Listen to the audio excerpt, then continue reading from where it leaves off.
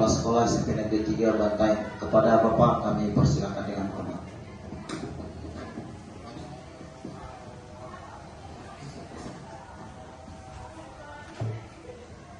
Terima kasih. Yang kami hormati Bapak Wakil Kepala Sekolah SMP Negeri 3 Bantaeng, Ibu calon guru penggerak sebagai utusan duta dari SMP Negeri 3 Bantaeng.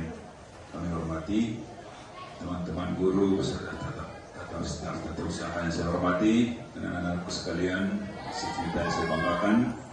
Selamat pagi, Assalamualaikum warahmatullahi wabarakatuh. Pertama-tama, tentu mari kita memanjatkan puji syukur kehadirat Tuhan Yang Maha Kuasa. Pada kesempatan yang berbahagia ini, kita boleh berkumpul bersama ya, berkaitan dengan diseminasi atau pengimbasan materi dari Ibu Nur Astuti sebagai calon guru penggerak, duta dari SMP Negeri 3 Bantaeng. Tentu dari materi-materi yang akan dipaparkan kepada kita semua pada kesempatan yang berbahagia ini, membangun karakter budaya positif bagi anak-anak kita ke depannya. Sekian dan terima kasih. Ya, baik, demikianlah tadi sambutan dari Bapak Kepala SMP Negeri 3 Bantaeng. Baik Bapak Ibu sekalian, kita akan memasuki acara inti kita pada hari ini, yakni pengimbasan terkait dengan penyebaran pemahaman dan penerapan pengalaman budaya positif yang langsung disampaikan oleh Ibu Nur Astuti R. SSSPD.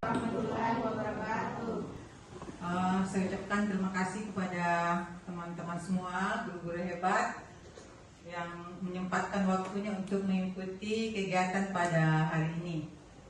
Insya Allah kita akan membahas tentang budaya positif yang nanti kita bisa terapkan di sekolah kita. Dan juga saya ucapkan terima kasih kepada Bapak Kepala Sekolah yang sudah menyempatkan hadir dalam kegiatan ini dan memberikan sambutannya, dan juga kepada Bapak Kepala Sekolah yang bersedia untuk membantu lancarnya kegiatan kita pada hari ini. Dan pisur kita panjatkan Allah SWT karena teman-teman semua diberikan kesehatan dan bisa berkumpul di tempat yang sederhana ini. Baiklah, untuk lebih jelasnya teman-teman semua, kita akan mulai kegiatan kita pada hari ini. Tapi Pak, silakan Pak, dengan tema yaitu diseminasi budaya positif. Ya. Next Pak. Ya, nah sebelum kita mulai kegiatan kita isi meeting dulu Bapak Ibu, supaya tidak ngantuk, supaya ceria dan fresh kembali. Ya, ya sekarang mungkin bisa berhadapan. Ya mungkin pasangan bisa dengan panas. Bisa berdiri, bisa sembarang Pak. Jadi saja Pak. Silakan berhadapan. Jadi kita mulai ya. Silakan saja dengan teman yang ada di depannya. Ya, dimulai, silakan.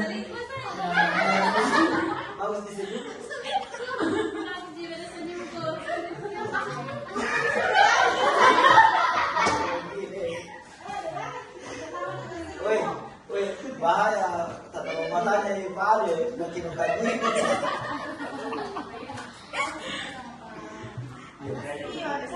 Ya, cukup ya? Ya, terima kasih. Tepuk tangan untuk Bapak. Bagaimana, sudah ketawa ya? Sudah senyum-senyum, sudah ketawa, jadi tidak tegang lagi. Ya, jadi sebelum kita mulai PMU, kita buat kesepakatan dulu Bu ya, Bapak Ibu. Kita buat kesepakatan dulu supaya kegiatan kita ini lancar. Nah, yang pertama kita saling menghargai semua yang ada di ruangan ini. Sepakat ya? Ya. Yang kedua, menjadi pendengar yang baik. Ya, sepakat. Yang ketiga, berpakaian yang rapi dan sopan. Iya. Selanjutnya, izin saat hendak keluar kelas. Ya. Lanjut, memberi kesempatan kepada semua orang untuk berbicara. Ya, silakan Bapak Ibu, kalau ada yang mau bertanya, silakan. Atau yang mau ditambahkan lagi barangkali? Cukup? Ada tambahan lagi? Siapa tahu ada yang ada ide apa kira-kira lagi tambahannya supaya kegiatan kita lancar sampai selesai? Tambah senyum. Iya, tambah senyum katanya Bapak. Tidak ada Bapak? Cukup? Tidak boleh bergosip. Iya, cukup. Ya, silakan. Terima kasih. Ya, kita sepakat ya Bapak Ibu ya. Iya, iya. Nah, sekarang kita masuk ke yang pertama dulu, ini penjelasannya. Jadi seorang guru yang baik seharusnya mempunyai kemampuan dalam mewujudkan budaya positif di sekolah. Budaya positif tersebut dapat dijalankan dengan menerapkan konsep inti seperti, jadi untuk budaya positif Bapak Ibu kita ada beberapa konsep. Yang pertama itu ada namanya disiplin positif, kemudian yang kedua ada motivasi perilaku manusia, yang ketiga ada keyakinan sekolah atau kelas, kemudian ada kebutuhan dasar manusia, kemudian posisi kontrol restitusi, dan yang terakhir yang terbaru segitiga restitusi. Yang terbaru Bapak Ibu, yang terbaru dari program guru penggerak yaitu segitiga restitusi. Ini yang terbaru. Ya, sebelum kita lanjut, ini sebentar saya akan jelaskan satu persatu dari disiplin dan seterusnya. Dan di sini kalau Ibu sudah menyimak, Bapak Ibu kalau ada yang belum jelas bisa ditanyakan. Ya, next Pak. Nah, kita mulai dari disiplin positif. Nah, kalau kita mendengar kata disiplin, ada beberapa penjelasan. Mungkin ada teman-teman atau yang mau memberikan apa itu yang dikatakan disiplin. Ada mungkin bisa memberikan pendapat? Saya Bu. Ya, silakan. Silakan Pak. Disiplin itu Ibu taat pada aturan dan tata tertib. Ya, itu saya. Betul sekali Bapak. Ada lagi yang lain? Apa itu disiplin? Iya, iya. Betul sekali. Jadi disiplin itu betul taat dan patuh pada aturan. Jadi kata disiplin itu berasal dari kata disiplin ya. Jadi yang artinya belajar. Belajar, kemudian mencari cara yang terbaik untuk menumbuhkan karakter yang baik. Nah, next Pak, sekarang kita lihat apa itu disiplin positif. Nah, disiplin positif itu masuk mandiri, kerjasama, toleransi, saling menghargai, itu dikatakan nilai-nilai kebajikan. Next Pak. Nah, disiplin positif lebih ke arah disiplin diri yang dapat mengontrol diri dalam melakukan segala tindakan. Jadi disiplin ini bisa mengontrol diri kita, diri anak-anak kita. Jadi bukan hanya murid kita, tapi kita pun sebagai guru harus disiplin untuk bisa mengontrol diri kita sendiri dalam melakukan atau melaksanakan suatu hal. Di dalam bertindak kita harus tetap disiplin, baik waktu dan sebagainya. Next Pak. Nah, disiplin ini dapat membuat murid memahami dan menyadari berdasarkan motivasi internal. Jadi yang kita harapkan Bapak Ibu, motivasinya itu dari internal, dari dalam, bukan karena paksaan atau karena takut dengan seseorang. Jadi betul-betul disiplin karena memang dari dalam dirinya sendiri, bukan karena orang lain.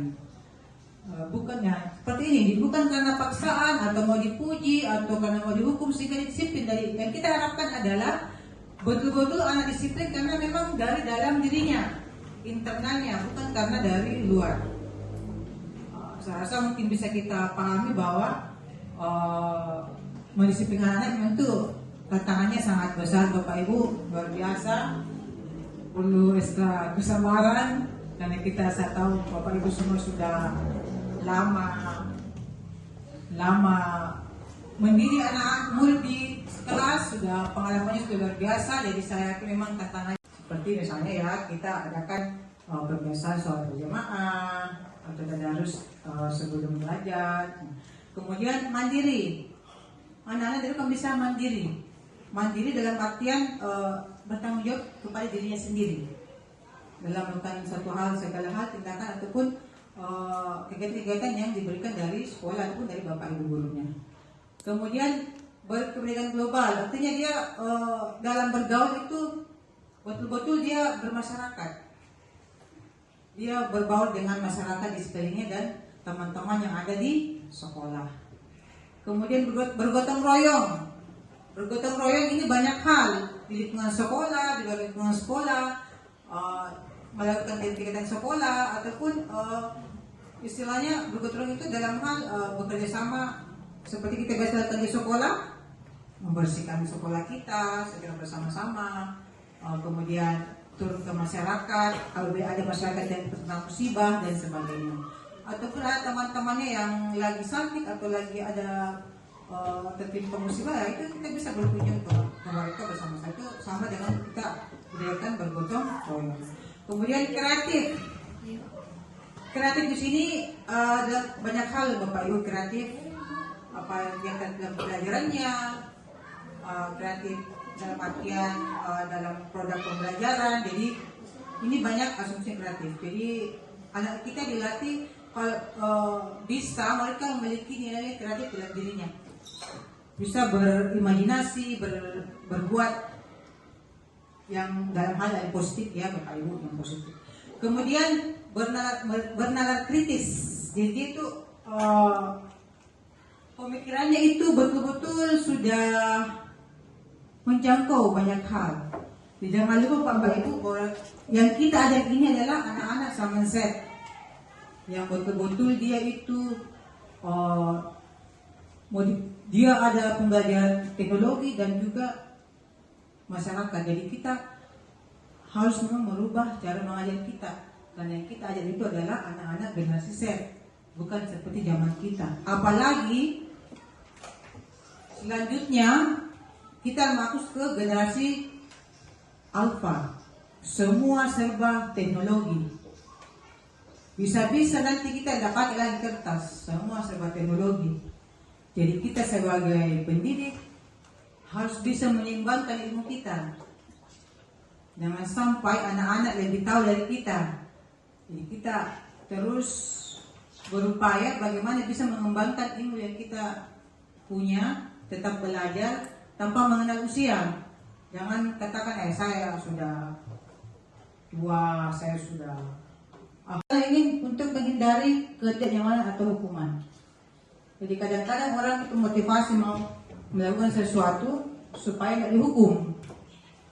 Yang kedua, untuk mendapatkan imbalan atau penghargaan dari orang lain. Jadi kadang-kadang juga ada orang yang mau kerja karena mau dapat imbalan atau mau dihargai orang lain baru mau bekerja.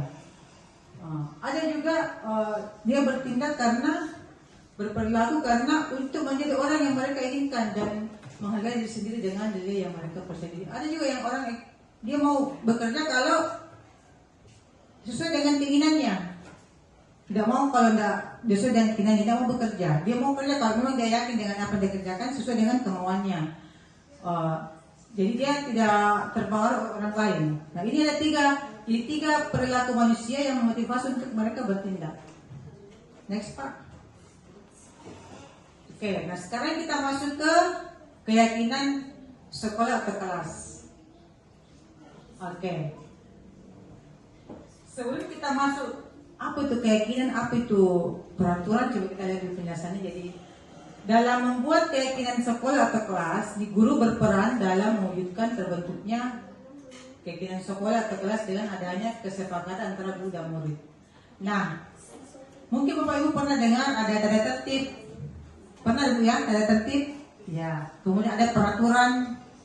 Kemudian sekarang menjadi keyakinan kelas atau keyakinan sekolah. Kira-kira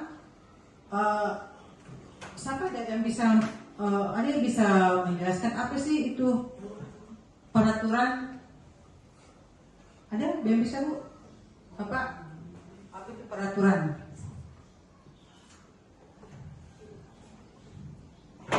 Ya. Mungkin Pak Nasrun, apa itu peraturan Pak Nasrun?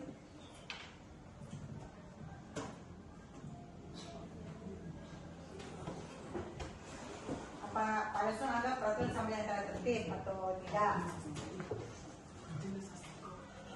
Peraturan sebenarnya sama dengan tata tertib yang harus Dilaksanakan Pak ya? dilaksanakan. Iya. Terima kasih Pak. Jadi peraturan hampir sama tata tertib, iya benar sekali, hampir sama peraturan dengan tata tertib hampir sama.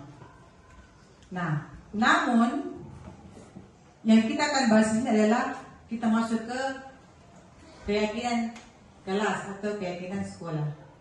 Mengapa dari tata tertib berubah ke peraturan kemudian berubah ke keyakinan? Itu ada perbedaannya. Jadi kalau peraturan itu yang membuat adalah sepihak. Misalnya, apa kelebihannya? Anak-anak lebih yakin melakukan karena yang buat dia sendiri. Kalau dia melanggar, dia akan malu sendiri karena yang buat mereka sendiri. Makanya kita tekankan dari peraturan ke keyakinan kelas. Contohnya Bapak Ibu, anak-anak misalnya membuat peraturan, kita dalam kelas bertanya anak-anak, sebelum kita mulai belajar, kira-kira kita buat peraturan apa dulu? Kalau kita yang buat, kita katakan tidak boleh ribut, tidak boleh keluar masuk dan sebagainya. Nah, alangkah baiknya kalau kesepakatan ini dibuat berdua atau dengan muridnya. Jadi sama-sama bertanggung jawab untuk melakukannya. Misalnya dari jangan terlambat harusnya diganti dengan apa misalnya kata-katanya. Ya. Nah, kemudian dalam membuat keyakinan kelas kita gunakan kalimat positif. Yang mana itu kalimat positif? Yang tidak menggunakan kata tidak. Contoh, kenapa sih harus kalimat positif? Kenapa enggak? Kenapa kalau kata tidak? Ada enggak gunanya? Ada, sangat beda sekali. Contoh, tidak boleh memakai lipstik. Yang kita ingat apanya? Lipstiknya. Tidak boleh makan dalam kelas. Apa yang kita ingat? Makan di kelas. Tidak boleh terlambat. Apa yang diingat? Terlambatnya. Nah, sehingga mengapa di keyakinan kelas kita menghilangkan kata tidak menjadi kalimat yang lebih positif. Nah, misalnya jangan ribut. Maksudnya kita ganti menjadi kalimat lain. Misalnya saling menghormati. Berarti tidak ribut, saling menghormati. Betul-betul kita membuat teman-teman yang belajar, otomatis kita jangan ribut dan menghormati. Atau misalnya katakan lagi, tidak boleh mengambil barang milik teman tanpa izin. Yang diingat itu mengambilnya. Kita ganti jujur. Kita ganti kata jujur. Jadi kita diminta dalam buat kita kelas ini kita gunakan kata-kata atau kalimat positif. Oke, next Pak. Ada juga yang mau bertanya mengenai keyakinan kelas? Jadi ini kemarin kita buat dengan kelas 7. Ini awalnya banyak ini Bapak Ibu. Tapi karena semua menempel Bapak Ibu semuanya menempel di sini, saya pilih yang berbeda. Karena ada yang sama, setiap orang ada yang menuliskan sama di luar, saya hilangkan. Yang tersisa hanya ini. Terus inilah yang mereka buat di kelasnya. Ini banyak Ibu. Di sini ada saling menghormati, kemudian bekerja sama, membersihkan kelas, lalu kelas ini menjaga solidaritas kelas, kemudian tepat waktu mengerjakan tugas, disiplin. Ini yang dibuat oleh kelas 7. Nah, kemudian saya review lagi Pak Ibu, coba nih cepat kami. Saya review lagi kemarin ini Bu, saya tulis kembali. Ini ada beberapa contoh keyakinan kelas yang bisa kita gunakan. Ini hanya contoh Bapak Ibu ya. Jadi nanti bisa kita sesuaikan dari kelas masing-masing. Ketika nanti tahun ajaran baru, silakan Bapak Ibu wali kelas membuat di kelasnya masing-masing. Ini hanya acuan saja. Jadi yang pertama itu menghargai keberagaman, ya. Bekerja sama dan berkolaborasi. Ini dalam hal mengerjakan tugas kelompok. Kalau ada tugas-tugas di kelas, jadi saling bekerja sama, berkolaborasi. Kemudian menghargai proses belajar. Maksudnya ini ketika belajar jangan keluar masuk. Jangan izin keluar masuk, baru masuk, izin beli pulpen, izin dan sebagainya, izin ke toilet. Makanya dikatakan menghargai proses belajar. Yang lanjut, menunjukkan etika dan kesopanan. Nah, maksudnya ini ketika ada Bapak Ibu guru, jangan berbicara. Bapak Ibu guru menjelaskan di dalam kelas, jangan berbicara ataupun membuat keributan. Ini kalimat-kalimat positif yang sudah kita buat dari masukan anak-anak. Jadi nanti Bapak Ibu bisa buat. Kita minta kepada anak-anak dulu, murid kita untuk membuat, lalu kita buatkan dalam kalimat positif. Nah kalau Bapak Ibu wali kelas bingung bagaimana menulis kalimat positif, nanti kita tahu sama guru bahasa Indonesia. Ada banyak guru bahasa Indonesia di sini. Siapa tahu kita bingung apa nih kalimat positif itu, kalau jangan ribut, apa nih bagus kalimatnya. Bisa konsultasi dengan guru bahasa Indonesia yang bisa. Ya. Bisa konsultasi dengan Bapak Ibu guru yang lebih jago dalam membuat kalimat positif untuk keyakinan kelas. Dan ini keunggulannya Bapak Ibu, keyakinan kelas ini anak-anak bertanggung jawab untuk melaksanakannya, karena yang membuat adalah mereka sendiri, yakin dengan apa yang mereka lakukan. Sama usah kasih pertanyaan, kenapa kita memakai helm? Kenapa kita pakai helm kalau naik motor? Ya, berarti kita yakin untuk keselamatan.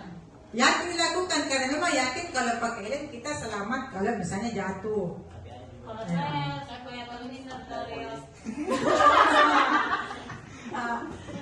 Itu juga keyakinan, tapi bukan keselamatan itu, keselamatan yang lain. Sama juga kita waktu zaman corona. Kenapa kita pakai masker? Nggak dipaksakan pakai masker, tapi semua pakai masker. Sampai sekarang pun saya pakai masker. Karena yakin kita akan terhindar dari bahaya virus kalau kita memakai masker. Kalau nggak yakin, ngapain kita pakai masker seharian? Sesak, apa dan sebagainya. Tapi kita karena yakin kalau pakai masker aman, makanya kita usahakan pakai masker. Sama dengan ini Bapak Ibu. Kalau kita buat keyakinan kelas, insya Allah anak-anak itu dengan ikhlas dan sangat sukarela, yakin untuk melaksanakannya.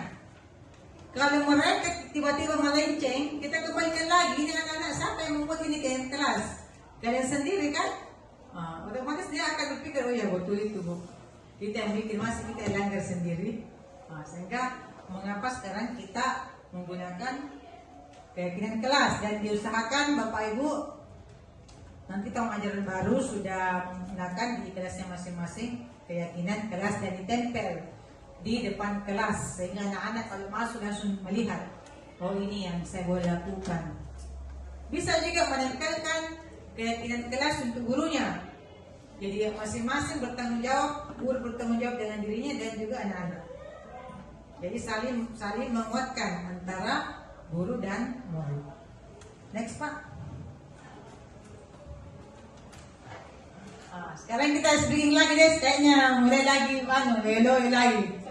Hello ya. Ini berhadapan lagi Bapak Ibu, silakan berhadapan lagi, ayo. Tapi ini bisa berdiri. Berdiri bagus ini karena seru-seruan ini, ayo. Jadi kita berhadapan berdiri. Ya. Tidak joget-joget Cik, tapi ini melatih konsentrasi, tapi juga bisa menghilangkan rasa ngantuk. Ya, silakan goyang-goyang dulu, sama tuh ada yang capek dulu. Bisa goyang-goyang sedikit. Ya. Nah, sekarang caranya adalah jangan berapa yang ditampilkan, misalnya 2. Kalau lawannya juga 2 dikali. Sama kita bisa menjawab itu yang benar. Misalnya kan contoh. Kita ya. Itu yang pertama, betul. Dikali ya. Dikali. Bukan ditambah, dikali. Jadi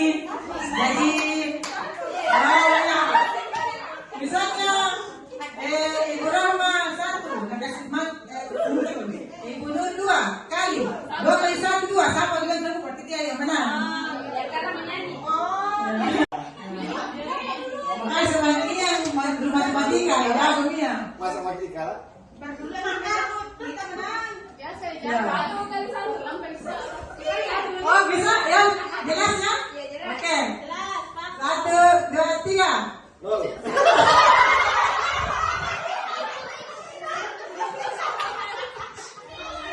Saya menang deh. Ya coba, sekali lagi. 2 3.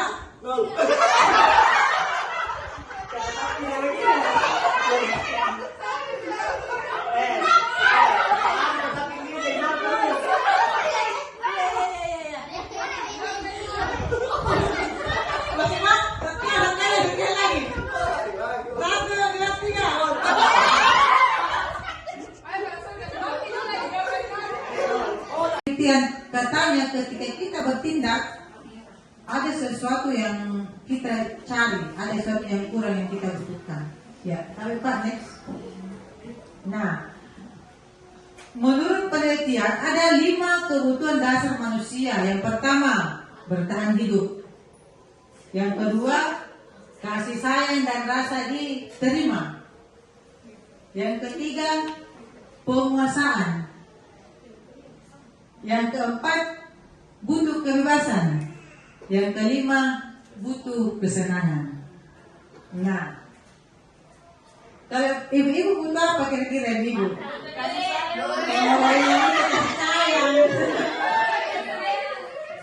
Ya, kalau kita perempuan kayaknya paling butuh ini, kasih sayang dan rasa diterima.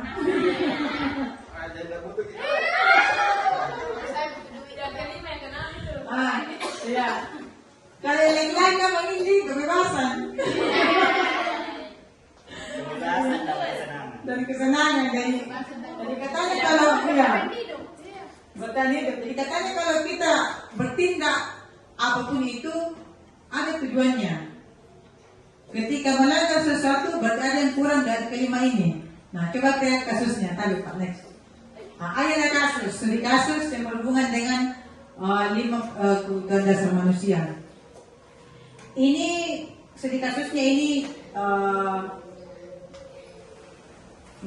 ini yang hanya contoh ya, contoh saja, contoh.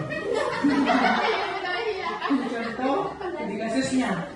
Jadi Ibu Asti wali kelas 9B sedang bingung menghadapi ulas salah satu murid kelasnya bernama Idris. Beberapa anak telah mengeluhkan Idris yang sering kali meminta bekal makan siang mereka secara paksa. Jika Anda menghadapi situasi yang dihadapi seperti Ibu Asti, apa yang Anda lakukan?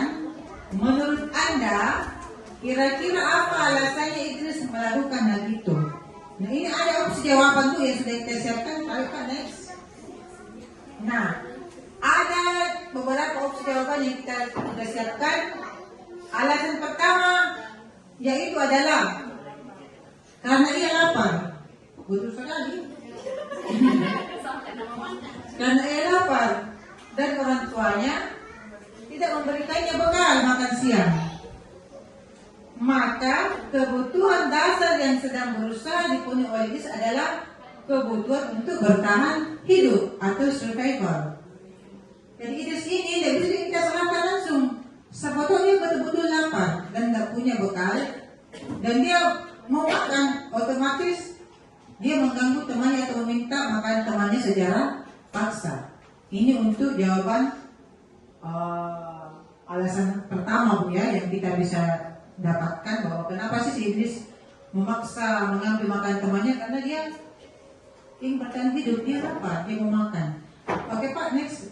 Nah alasan berikutnya ada yang kedua, yaitu karena dia merasa senang temannya jadi memperhatikan dia.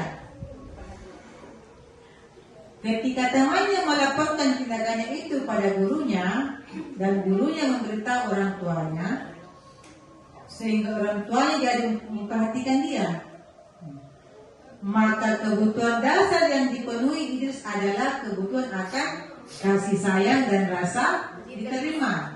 Jadi tidak boleh kita langsung mentah-mentah menyenangkan Idris. Barangkali dia butuh kasih sayang, mau diperhatikan. Dia bikin ulah karena mau diperhatikan. Karena selama ini orang tuanya dan perhatikan yang kasih bekal. Dengan cara begitu menurut Idris, oh berarti kalau saya bikin ulah, pasti guru saya melapor ke orang tua saya. Orang tua saya akan memperhatikan saya dengan memberikan saya bekal. Ini untuk alasan yang kedua. Ya, dia mau disayang dan merasa diterima. Next Pak. Alasan yang ketiga adalah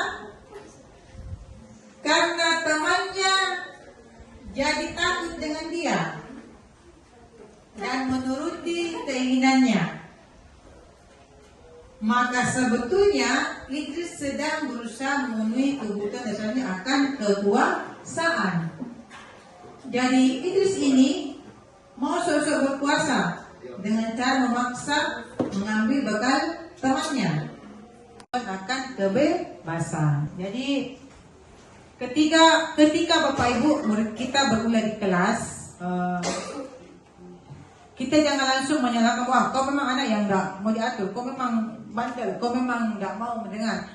Kita tanya dulu, mungkin ada sesuatu yang ia butuhkan yang mungkin di rumah dia dapatkan, dia hanya dapatkan di sekolah. Jadi memang ini Bapak Ibu, kita memang punya harus kesabaran yang seluas samudra, karena anak-anak kita karakternya berbeda-beda, dan saya yakin Bapak Ibu semua sudah pengalaman, sudah tahu itu, sudah berapa tahun mengajar saya yakin sekali. Ini hanya tambahan ilmu saja supaya kita bisa sharing-sharing bahwa sebenarnya anak-anak kita itu seperti itu karena memang dia membutuhkan sesuatu, bukan karena bertindak begitu saja, ada sesuatu yang hilang dari kita. Nah, dan sebenarnya di kebutuhan ini Bapak Ibu juga kita sebenarnya juga butuh. Kita butuh itu, orang dewasa juga butuh. Kadang kita berulah karena kita mau diperhatikan. Jadi begitu pun jangan buat kita. Jadi ini suatu pengalaman yang baru buat saya, yang saya dapatkan. Mudah-mudahan kita bisa sama-sama dalam mendidik anak kita ini, murid kita bisa kita lebih sabar dan lebih mendekat anak-anak untuk mengetahui apa sebenarnya yang mereka inginkan. Memang ini butuh waktu yang bukan waktu yang singkat, memang butuh kesabaran dan proses yang panjang. Karena yang kita lakukan sekarang, dampaknya itu akan kita terima bukan sekarang, tapi mungkin beberapa tahun ke depan setelah mereka dewasa dia baru ingat, oh betul, guruku pernah menjelaskan di sekolah seperti ini. Nah, sekarang saya baru dapatkan. Jadi memang tidak langsung begitu disampaikan hari ini, minggu depan dia berubah. Tidak seperti itu. Memang ada proses-proses yang kita harus jalani dan kita harus menunggu. Karena yang kita lakukan hari ini akan berdampak ke beberapa tahun ke depan untuk masa depan mereka. Next Pak. Nah, kemudian selanjutnya Bapak Ibu adalah posisi kontrol manusia. Nah, ketika seseorang murid melakukan suatu perbuatan yang bertentangan dengan nilai-nilai kebajikan atau melanggar peraturan, hal itu sebenarnya dikarenakan mereka gagal memenuhi kebutuhan dasar mereka. Nah, inilah tadi Bapak Ibu kaitannya bahwa sebenarnya ketika seseorang itu atau murid melakukan suatu perbuatan yang kita anggap salah, sebenarnya dia itu sedang mencari atau dia ada yang kurang terhadap kebutuhan dasarnya. Apa dia karena tidak bisa bertahan hidup, atau mungkin butuh kesenangan, atau mungkin butuh kasih sayang, atau mau karena kebebasan, atau karena mau dia dianggap berkuasa. Jadi anak-anak yang kita lihat memang dia suka selalu merasa berkuasa, kita bisa berikan dia jadi ketua kelas. Dia tersalurkan, dia punya kebutuhannya tersalurkan. Anak-anak yang suka butuh kasih sayang dan sebagainya, kita selalu dekati. Jadi kita, saya rasa ibu juga tahu semua lah peraturannya anak-anak. Kita tahu yang mana-mana yang butuh ya butuh sesuatu dari kelima ini, kita bisa berikan kepada mereka sehingga dia merasa terpenuhi apa yang dia ingin, apa dia ingin cari selama ini terpenuhi. Kadang tidak dapat di rumah, dia cari di sekolah. Tidak dapat di sekolah, mereka cari di rumah. Jadi kalau bisa Bapak Ibu, sekolah ini merupakan tempat yang mereka selalu merontak. Hasilnya kalau kita suka menghukum, anak-anak akan memberontak, kemudian menjadi pendendam, menyalahkan orang lain. Jadi dia lama-lama akan memberontak dan menjadi pendendam karena kita suka menghukum dan mengadili. Kemudian jadi lalu yang berikutnya, kalau suka memberikan merasa bersalah, dia akan suka menyembunyikan sesuatu dan suka menyangkal, dia suka berbohong karena selalu salahkan. Akhirnya dia cari supaya dia salahkan, dia berbohong atau menyalahkan orang lain. Bukan saya Bu, bukan saya Pak, karena mau disalahkan. Kemudian yang berikutnya, kalau sebagai teman, mereka nanti ketergantungan juga sama kita. Kalau terlalu bersahabat dengan kita, nanti mereka tergantungan sesedikit ke gurunya, sesedikit tanya gurunya, tidak mandiri. Kalau yang manajer, kalau pemantau, itu dia biasa menyesuaikan. Kalau diawasi dia rajin, tapi kalau diawasi main lagi. Kan biasa kita suruh membersihkan, kalau diawasi membersihkan, tapi kan yang tidak pergi, tinggal juga bercerita. Itu pemantau. Kalau manajer betul-betul memuaskan watak dan karakter, memang betul-betul muncul dari dalam dirinya, bukan karena dari luar atau dari orang lain. Nah, kalau kita suka menghukum, mereka kan bisa berkata begini, saya tidak peduli Pak, saya tidak akan peduli itu. Ini kan dia sudah memberontak, tidak boleh mendengar. Umat rasa bersalah, dia bisa katakan begini, maafkan saya Bu, maafkan saya, iya dimaafkan, tapi tidak ada solusinya. Kemudian kalau sebagai teman, kata-katanya akan muncul seperti ini. Saya pikir Bapak Ibu teman saya. Kalau kita marahi, katanya Ibu teman, kenapa kita marah-marah? Katanya kita teman. Jadi kembalikan lagi. Kalau sebagai pemantau, dia bisa katakan begini, saya akan dapat berapa Bu, bintang berapa kalau saya lakukan, dapat nilai berapa Bu saya kalau saya kerjakan. Ini kalau kita memantau. Misalnya, dia tadi mengungut sampah, dia kadang menagih, Bu saya suka rajin mengungut sampah, berapa kita kasihkan nilai. Dia memantau, dia menagih kita. Ya. Tapi kalau manajer, karena rajin dengan usulnya, itu ada itu seperti itu. Kalau sebagai manajer, dia sendiri akan evaluasi dirinya dan menjadi lebih baik tanpa kita apa-apakan. Dia betul-betul sadar bahwa yang dia kerjakan itu memang adalah baik dan memang tanggung jawabnya. Kemudian ada Pak. Nah, apa kaitannya dengan dunia apa kaitannya dengan dunia berkualitas? Kalau penghukum, murid akan meletakkan dulu di luar dunia berkualitas. Jadi kita maksudnya menghukum, dia nggak kompetik dari dunia pemikirannya bahwa guru itu baik, guru itu jahat. Dia akan bukan seperti itu, suka menghukum. Dia tidak tersimpan di memorinya. Kita itu dari jangkauannya. Kalau sebagai pemerintah bersalah, dia akan meletakkan guru dalam dunia berkualitas, mungkin akan tersimpan di banyaknya walaupun tidak suka menyalahkannya. Selanjutnya, kalau kita sebagai teman, dia akan menganggap kita sebagai orang yang sangat penting dalam hidupnya. Dia apa yang gurunya sebutkan, aturkan dia terima. Nah, untuk manajer, Ini paling ideal karena mereka meletakkan dirinya sebagai individu yang positif dalam dunia berpentas. Dia memang yakin bahwa memang saya ini seperti ini karena memang saya bisa, bukan karena orang lain. Dia menyadari kemampuannya. Apa terakhir Pak tadi? Next. Nah, disinilah dari kelima posisi tadi, ini yang bisa kita anggap yang bisa kita gunakan yang terbaik itu adalah menggunakan posisi kontrol sebagai manajer. Nah, ini yang dianggap paling baiklah yang bisa kita gunakan untuk membentuk karakter murid kita. Next Pak. Nah inilah yang akan kita masuk ke segitiga restitusi. Kalau kita bertindak Bapak Ibu sebagai manajer, kita harus melakukan segitiga restitusi. Ini memang langkah-langkahnya. Jadi kalau kita sebagai manajer, kita harus melakukan segitiga restitusi.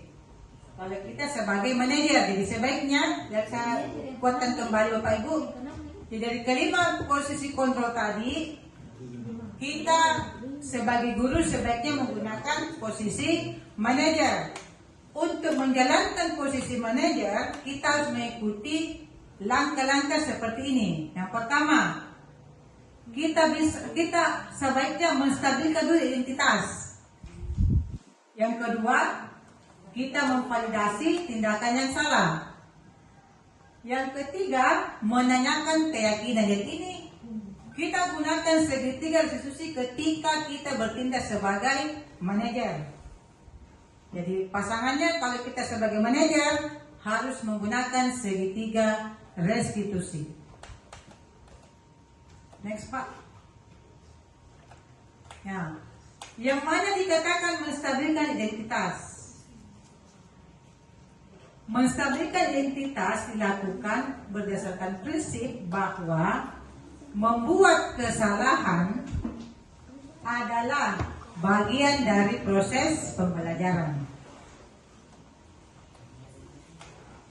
yang nantinya akan menggeser identitas gagal ke arah identitas sukses. Jadi anak-anak yang berbuat salah itu adalah sebuah pembelajaran bagi mereka. Mengapa kita harus menstabilkan identitas agar anak-anak itu tidak terpuruk dengan kesalahannya yang dia perbuat. Istilahnya menggeser dari identitas gagal ke arah identitas sukses. Jadi kita menstabilkan identitas. Jangan langsung mematikan bahwa memang kamu memang salah, kamu kenapa seperti itu. Itu membuat dia semakin merasa bersalah dan bisa-bisa membunuh karakternya. Next Pak. Yang kedua,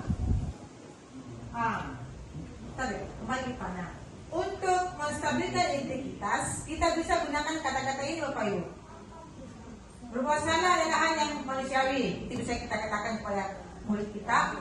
Kemudian tidak ada manusia yang bersempurna. Kemudian kita pasti bisa menyelesaikan permasalahan ini. Bapak Ibu tidak tertarik untuk mencari tahu siapa yang benar, siapa yang salah. Bapak Ibu lebih tertarik untuk menyelesaikan masalah. Jadi ketika ada murid yang bermasalah, ingat Bu, ini saya, sebelum saya lebih jauh ke dalam. Jadi untuk menerapkan segitiga restitusi tidak semua bisa kita terapkan dalam semua permasalahan. Kapan kita terapkan segitiga restitusi? Ketika kesalahannya selalu berulang terus. Sudah berapa kali dia sakit tidak mengerti, tidak berubah, nah kita lakukan segitiga restitusi. Tetapi ada juga yang tidak bisa kita lakukan segitiga restitusi seperti pencabulan, itu langsung ranahnya lain. Kemudian kekerasan yang sifatnya fatal itu ranahnya lain. Tidak semua kita bisa segitiga di sini tidak semua juga Bapak Ibu. Ada hal-hal tersendiri yang kita perlu lakukan. Ya, next. Validasi tindakan yang salah. Nah, ini yang kedua ya, tahap kedua ya. Jadi, validasi tindakan yang salah dilakukan berdasarkan prinsip bahwa setiap perilaku berupaya memenuhi suatu kebutuhan tertentu. Seperti yang tadi kita jelaskan Bapak Ibu ya. Sehingga guru atau orang tua akan bergeser dari pemikiran stimulus tersebut menjadi serta akan lebih mengenali dan mengetahui kebutuhan murid.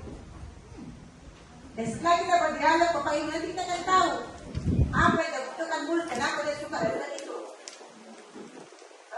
Ini tidak kita mencari pembuktian kenapa sih dia suka dengan itu, apa alasannya, kenapa kamu suka begitu, nah apa. Nah, kata-kata yang bisa kita gunakan untuk menggali hal tersebut. Next part, Alex. Kita bisa menggunakan kata begini. Kamu pasti punya alasan mengapa melakukannya. Ya. Kamu pasti punya alasan mengapa melakukannya. Atau, ya. Apa yang penting? Ya. Apa yang penting bagi kamu? Tuh. Dia akan mengungkapkan, dia akan bicara dengan sendirinya. Kamu boleh tetap berusaha menjaga sikap itu, tapi tambahkan sikap lain yang baru. Misalnya dia tetap teguh pendirian. Saya tidak salah Bu, dia suka ganggu saya Bu, makanya saya juga melawan. Nah, jadi kita kasih dia betul, kamu memang betul. Nah, kamu memang harus juga mempertahankan dirimu, tapi kamu harus samakan lagi sikap yang satu, yaitu toleransi. Berikutnya, ini, maukah kamu belajar cara lain untuk mendapat apa yang kamu butuhkan tanpa harus memukul? Ini kalau Anda suka memukul ya, atau mungkin suka mengambil barangnya temannya tanpa permisi. Ini bisa kita gunakan kata-kata itu. Dia bisa menjawab dan kita bisa menggali, oh ini anak berbuat karena memang seperti itu. Dia semata-mata kita langsung menyalahkan. Nah, yang terakhir, yang ketiga adalah menanyakan keyakinan. Nah, itulah mengapa kita ya Bapak Ibu membuat keyakinan kelas. Karena nanti akan kembali sendiri ke anak-anak ketika dia melanggar. Kita kembalikan ke keyakinan yang mereka buat dan sudah disepakati bersama. Seperti ini. Menanyakan keyakinan dilakukan dengan memberi pertanyaan-pertanyaan bermakna kepada murid untuk menumbuhkan motivasi secara intrinsik atau motivasi dari dalam, bukan dari orang lain, sehingga mampu mengaitkan keyakinannya dengan tindakan yang salah. Mari kita sudah bikin kesepakatan keyakinan kelas, tidak boleh ribut, kita tidak boleh saling menghormati, harus saling menyayangi, harus jujur. Jangan kembalikan sendiri dengan apa yang dia buat. Berikutnya, kelas yang ideal itu seperti apa sih? Kita tanyakan, sebenarnya kamu suka kelas yang seperti apa? Nah, kenapa setiap minggu masuk kamu ribut? Setiap minggu masuk kamu ingin keluar masuk ke WC? Sebenarnya kamu suka kelas yang seperti apa? Jadi kita tanyakan, kamu kita bertanya. Mungkin ada yang kelas impiannya yang dia suka bayangkan, kalau saya suka kelas begini. Lanjut, misalnya lagi Bu, kamu ingin jadi anak seperti apa? Saya suka ganggu temannya, suka tidak mengerjakan tugas. Kita tanya, sebenarnya kamu tuh mau jadi seperti apa, Nak? Nah. Kemudian selanjutnya kita bisa katakan apa yang kamu rasakan ketika kamu melakukan itu. Kamu menjadi orang yang seperti apa? Jadi kita bertanya, kemudian dia menjawab, itu bisa menggali sebenarnya anak maunya seperti ini. Bukan berarti kita mengerti maunya murid, bukan juga, tapi kita tidak salah juga kita bertanya, sebenarnya apa mereka inginkan dari kita. Mungkin kita mengajar terlalu banyak ceramah, atau kita mengajar yang terlalu cepat.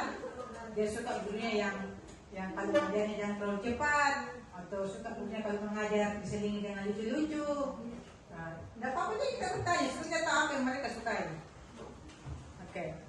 Nah, sebenarnya saya ada mau tampilkan juga video yang berhubungan dengan ini Bapak Ibu sedikit supaya kita tahu ya prosesnya bagaimana untuk lebih jelasnya. Kita masuk di YouTube Pak, tarik. Di sini ada ada contoh Ibu yang saya buat.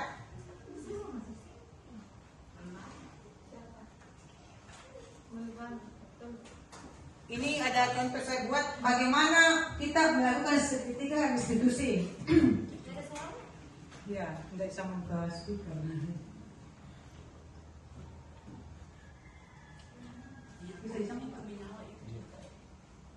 Ini ada 2 kasus. Kita bisa lihat sebentar sama-sama, dengarkan sama-sama bagaimana institusi yang bisa kita lakukan kepada anak-anak. Memang ini memang kita ya sahabat lah. Kata saya ini Bapak Ibu semua orang yang sudah berpengalaman, orang semua yang terbang mengajar yang sudah tinggi semua.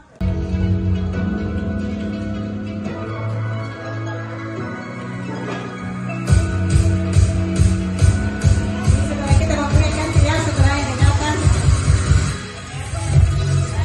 ternyata bagus sekali view-nya dari atas.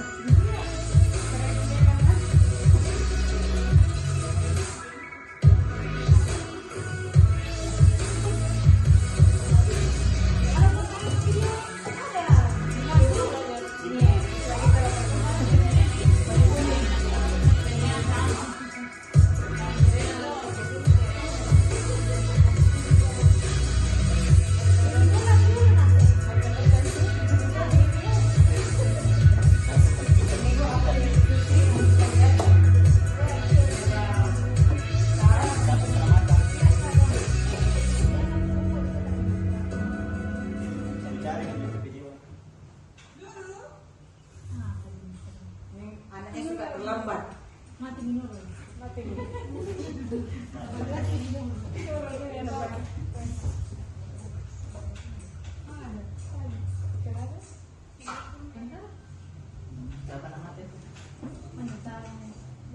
Waalaikumsalam Nurul. Iya Nurul. Sekolah kita maksudnya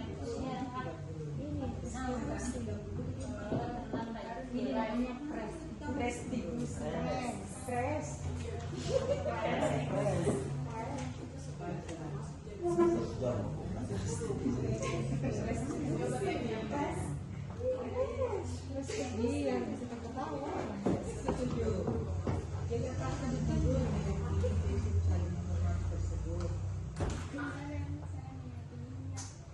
Apakah Nurul bersedia memperbaiki masalah keterlambatan ini?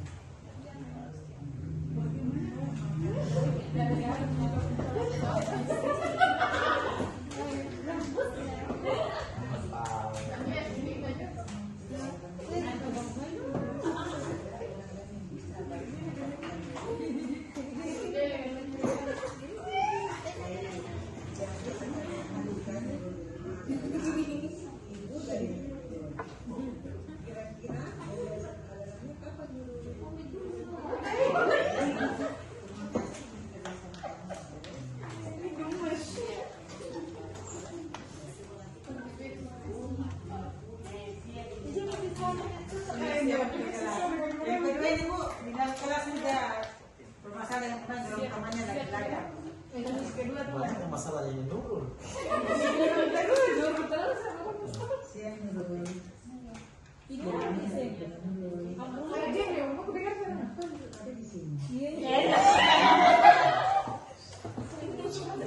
Lagi nonton di YouTube kalau nanti.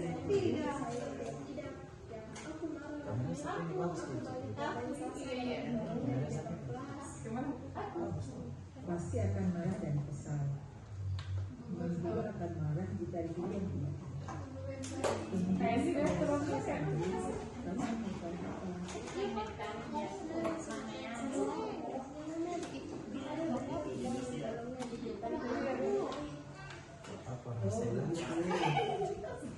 Pasti kami karena alasan seperti itu. Gimana mem? Ya tapi saya ajar saja. Yang saya pada diri loh mem.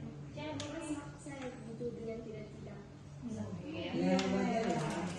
Mempertahankan harga diri adalah sesuatu yang penting buat kamu. Untuk kamu tidak bertindak yang lebih gegabah lagi dan hanya mendorong sampai orang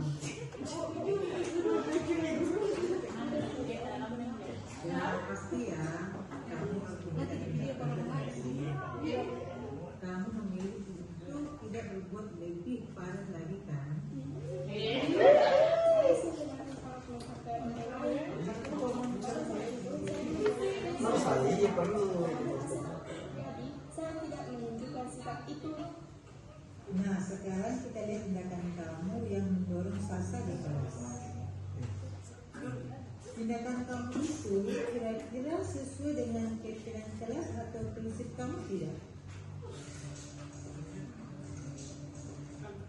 Jadi kira-kira keyakinan atau prinsip mana yang kurang sesuai dengan keyakinan kamu? Saya bisa lebih produktif. Saya bisa jadi lebih bersabar, mengambil waktu tidak untuk kalau berpikir mau apa selanjutnya. Kamu meyakini tidak menghargai orang lain itu penting buat kamu. Yakinlah memang. Iya, setuju. Kita harus saling menghargai. Namun ada lebih keyakinan yang kita sepakati bersama yang dijalankan apabila kita sedang menghargai. Kira-kira kamu bersedia menghadapi masalah ini tidak?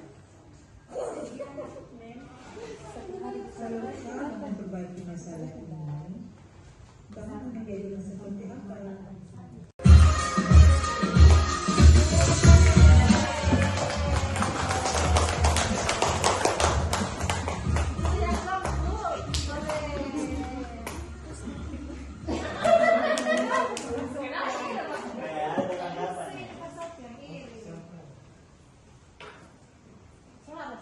Dalam menyelesaikan masalah yang saya hadapi dengan menggunakan segitiga restitusi, saya merasa restitusi diri dan berdiri dalam menyelesaikan masalah.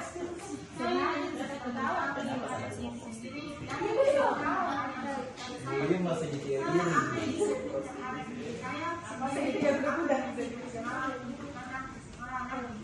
Terima kasih memang.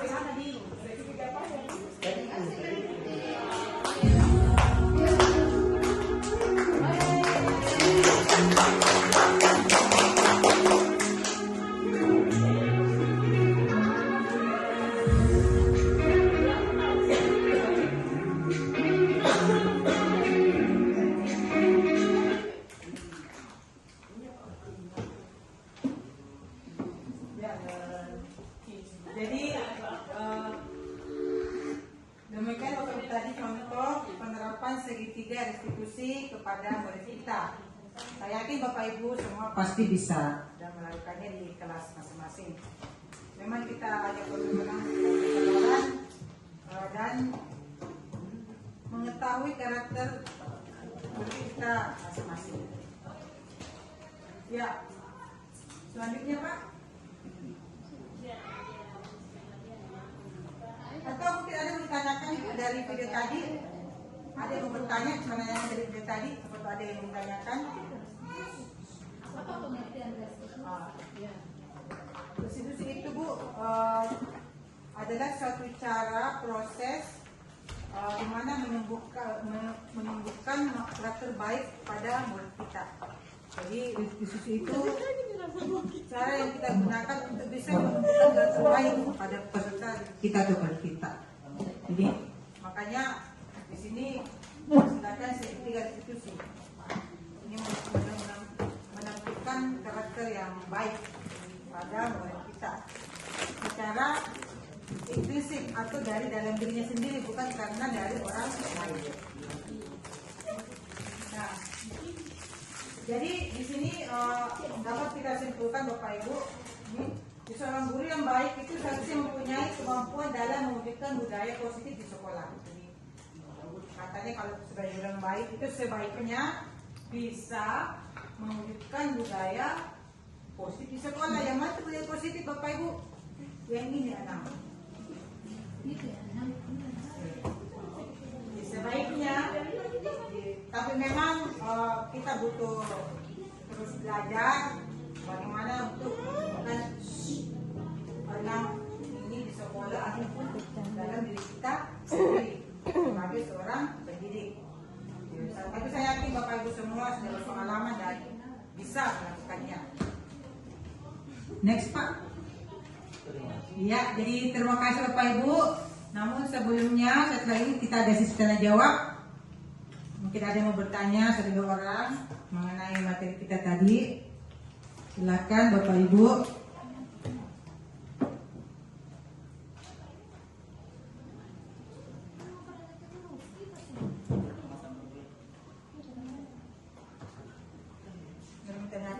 Mengapa harus menggunakan kalimat positif dalam membuat keyakinan kelas? Iya, baik sekali Bapak Ibu pertanyaannya.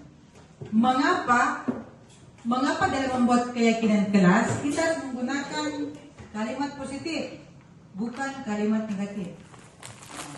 Saya kasih, tadi saya sudah singgung sedikit, tapi saya ini kembali, saya ulang kembali. Saya katakan begini, jangan pikirkan gajah. Apa yang dipikirkan? Jangan pikirkan gajah. Gajah kan? Bukan jangan yang diingat, tapi gajahnya. Gajah. Jangan buka situs ini. Tapi dia buka situs. Jangan buka situs ini. Yang dia itu buka situs, bukan jangannya. Model psikologi seperti itu. Ketika akan membuat dia betul sadar bahwa apa yang saya lakukan ini tidak sesuai dengan apa yang saya tuliskan dan memang itu tidak betul. Saya rasa seperti itu Bapak Ibu. Jadi mari nanti kita lihat perkembangannya, bagaimana keberhasilan ini kita bisa raih dengan membuat keyakinan kelas. Apakah betul-betul anak-anak meningkat prestasinya, kemudian keinginan ke sekolahnya juga lebih bersemangat, dan ketika kita mengajar kita merasa tenang dan nyaman mengajar anak-anak buat kita. Jadi saya berharap sekali Bapak Ibu apa yang kita dengarkan bersama-sama pada hari ini betul-betul bisa kita laksanakan, walaupun memang tidak segampang itu karena sesuatu yang baru itu memang butuh proses. Ya, semua gampang kita membalik telapak tangan, butuh proses. Namun saya yakin karena Bapak Ibu semua sudah berpengalaman, sudah mengajar bertahun-tahun, saya yakin Bapak Ibu semua sebenarnya sudah biasa melakukan, cuma tidak menyadari kalau biasa Ibu melakukan itu. Nah, ditambah lagi dengan yang tadi sudah kita dengarkan sama-sama, saya yakin lebih luas lagi pengetahuan Bapak Ibu untuk melaksanakan atau melakukan bagaimana menangani murid-murid kita, menyembuhkan karakternya yang baik dari dalam dirinya, bukan karena dari luar atau paksaan orang lain. Dan saya yakin Bapak Ibu semua sayang kepada murid-muridnya, sayang. Nah, cuma kadang-kadang memang kita lepas kontrol yang namanya manusia biasa, kita kembali ke segitiga sisi. Tidak ada manusia yang tidak bersalah, tapi kita bisa kembali ke jalan yang benar. Iya, jadi saya rasa itulah saya katakan tadi, saya yakin Bapak Ibu semua bisa. Jadi saya berdiri di sini Bapak Ibu bukan karena saya menggurui, bukan karena saya merasa saya lebih tahu, tidak.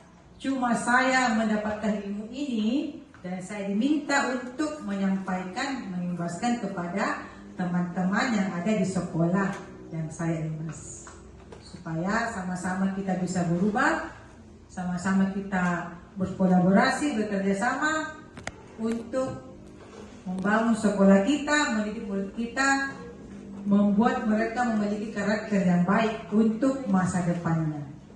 Apa yang kita lakukan hari ini Bapak Ibu, dampaknya hasilnya kita akan dapatkan beberapa tahun ke depan.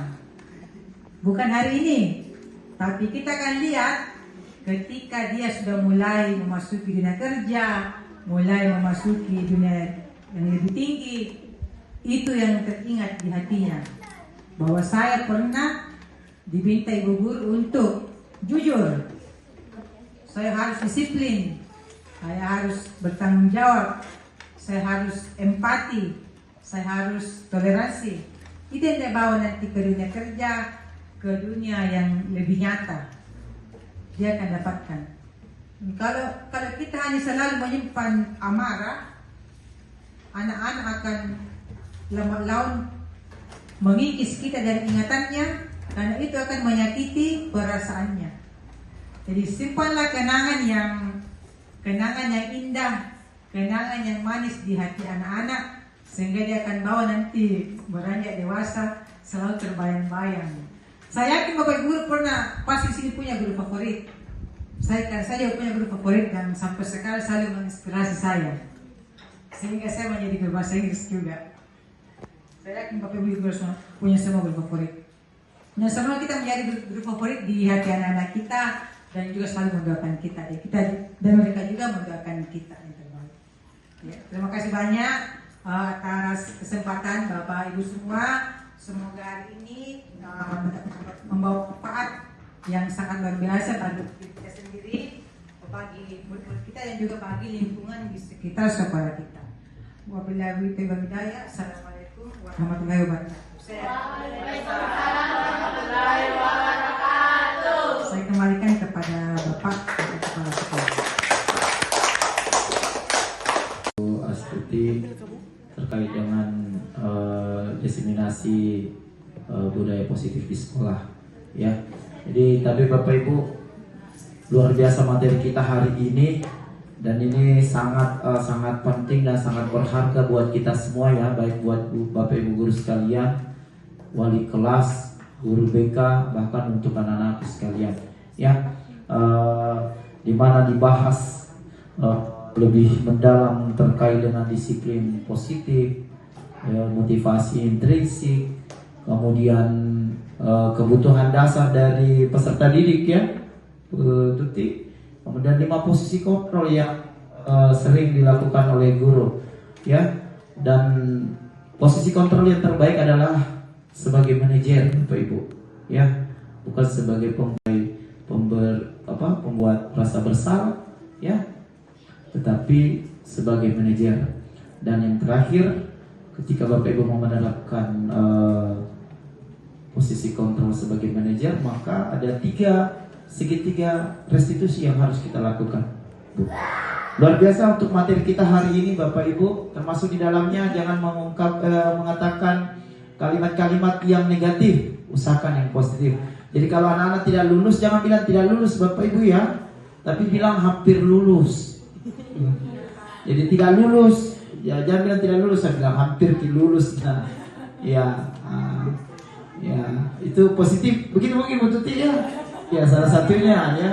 Jadi jangan kiri. Oke, baik Bapak Ibu, luar biasa untuk hari ini. Terima kasih banyak kami dari mewakili kepala sekolah mengucapkan banyak terima kasih kepada Ibu Astuti dengan materi yang dipaparkan hari ini sangat luar biasa, sangat menginspirasi, dan insya Allah yang terpenting adalah di semester berikutnya kita akan coba terapkan bersama-sama, ya. Salah satu di antaranya itu adalah keyakinan kelas, ya, dan disiplin positif serta penerapan budaya positif lain. Baik Bapak Ibu, cukup untuk hari ini. Terima kasih banyak Bapak Ibu atas kerjasamanya, sudah membersamai Ibu Tuti sampai beberapa jam ini, sudah 1 jam lebih Bapak Ibu. Ya, kemudian mohon maaf Bapak Ibu jikalau dalam pelaksanaan kegiatan kita ini ada kekurangan, ya, karena kita sama-sama semua manusia biasa Bapak Ibu. Cukup dari kami Bapak Ibu, terima kasih banyak. Billahi taufiq wal hidayah. Wassalamualaikum warahmatullahi wabarakatuh. Sampai ketemu di kegiatan-kegiatan CGP Bututi lainnya, ya. Baik Bapak Ibu, terima kasih. Kita pas dulu. Pas. Oh, ya. Ya, silakan Bapak Ibu, saatnya istirahat. Ya.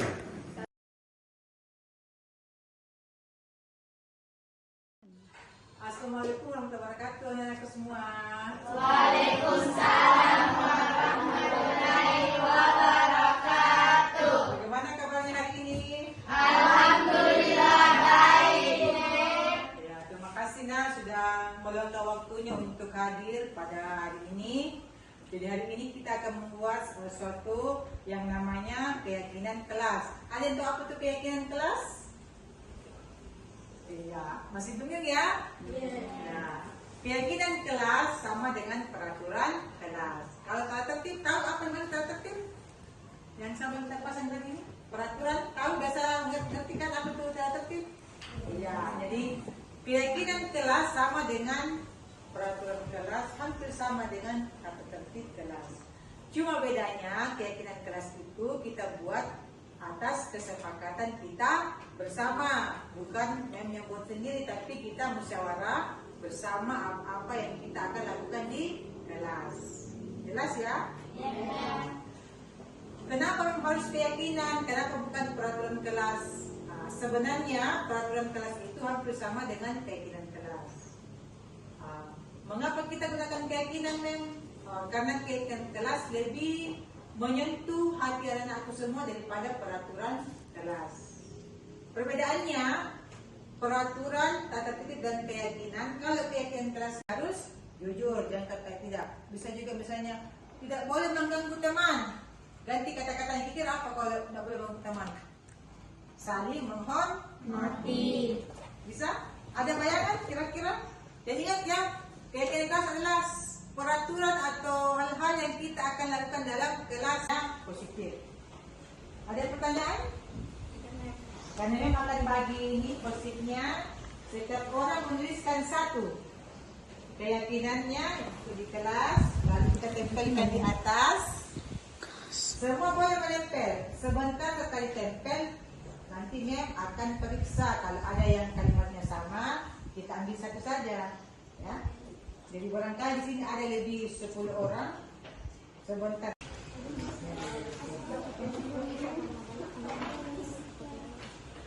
Please bayangin.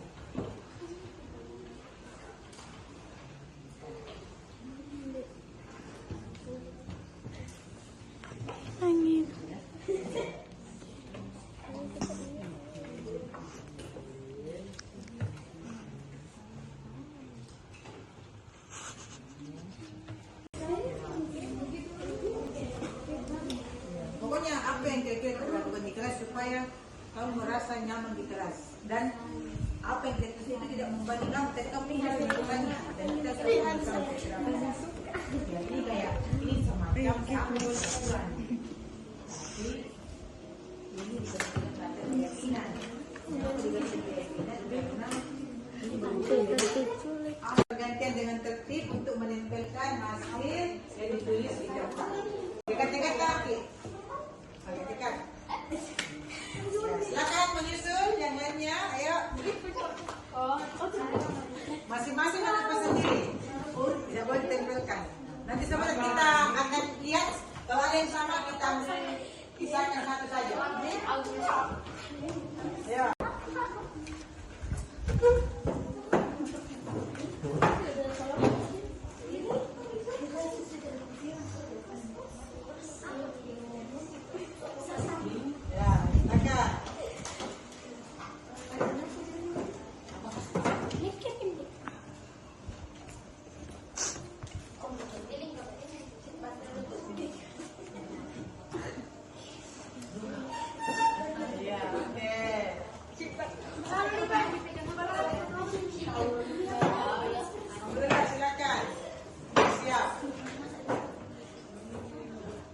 Ya, nah kapan itu? Boleh datang kan? Oke, silakan selanjutnya. Oke, anak-anakku semua, terima kasih banyak sudah menuliskan dan menempelkan keyakinan kelas yang akan kita pasang di kelas kita. Coba kita satu-satu ya. Di sini ada saling menghormati. Ini kita butuhkan tidak? Ya. Kita simpan. Saling menghormati berarti sudah 2 ya. Oke. Saling menghargai sesama teman. Ini masuk saling menghormati juga ya, sama. Kelas bersih kita. Ini bisa bagus, tapi kita ganti nanti katanya menjadi menjaga kebersihan kelas. Oke. Saling menghargai. Oke, masuk ke atas. Saling menghormati masuk. bekerja sama membersihkan kelas. Sama ini menjaga kebersihan kelas. Kelas bersih sama. Kelas ramai. Mestinya apa ini kelas ramai?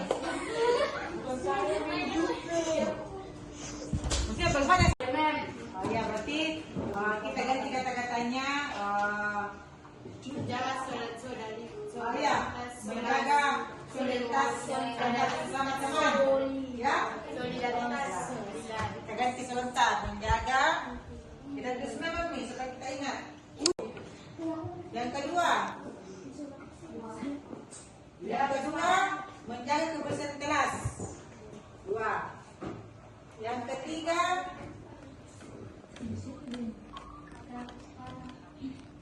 menjaga solidaritas kelas.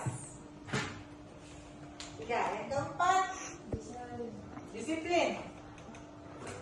Selanjutnya, kelima, tepat waktu mengerjakan tugas. Tepuk tangan dulu. Hari ini kita menghasilkan 5 kesepakatan kelas. Saya pasang ya. Jadi ini kan sama ya. Jadi saya cabut 1, saya cabut karena sama. Kita ambil ini menjaga kebersihan kelas. 2. Kemudian semua hormati sudah ada.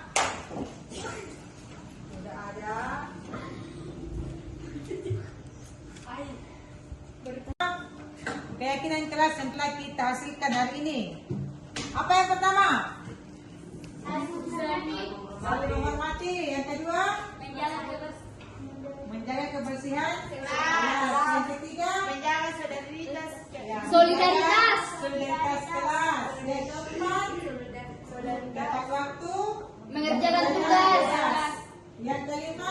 Disiplin. Nah, dari kelima keyakinan yang telah kita hasilkan hari ini, saya berharap kita semua dapat melaksanakan ini semua dilaksanakan dengan penuh rasa kesadaran dan keikhlasan. Karena kenapa? Yang membuat adalah kita sendiri, bukan orang lain ya.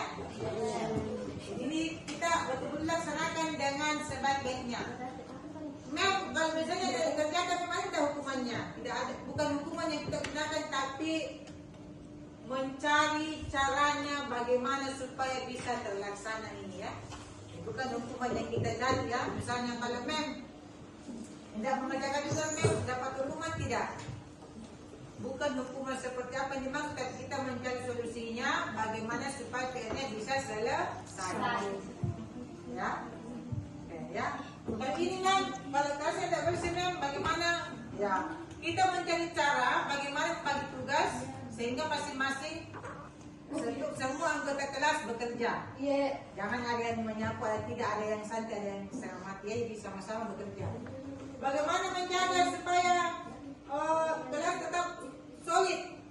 Artinya harus saling menghormati, saling menyayangi, saling menghargai, jujur dan sebagainya. Kemudian disiplin. Disiplin ini banyak ya.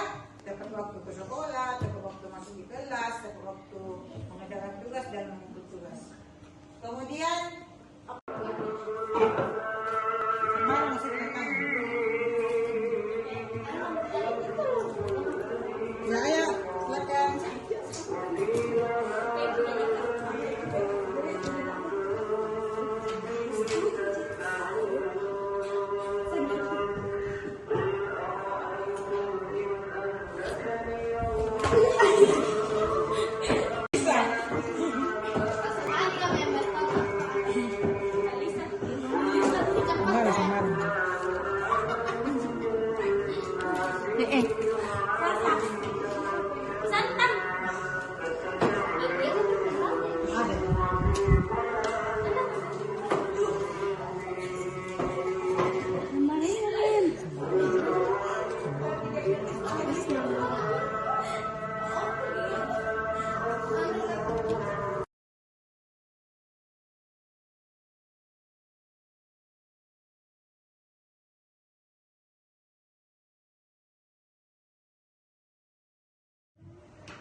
Perasaan saya senang.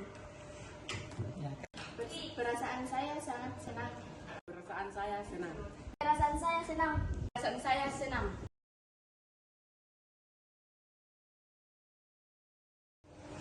Dia sangat penting. Menurut saya penting Menurut saya penting. untuk menjaga kedisiplinan kelas.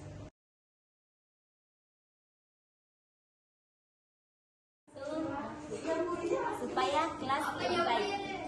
Supaya kelas kita tertib. Supaya kelas kita